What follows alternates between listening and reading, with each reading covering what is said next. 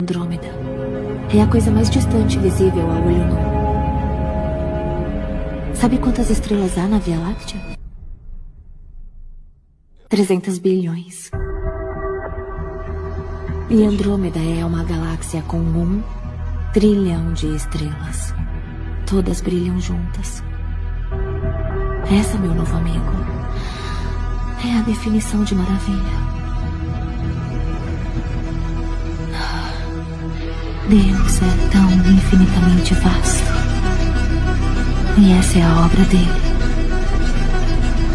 Nós pintamos com pincéis. Ele pinta com bilhões de estrelas e trilhões de galáxias. E ele sabe o meu nome. O Deus de 1 trilhão de estrelas sabe meu nome. E tem um destino traçado para mim.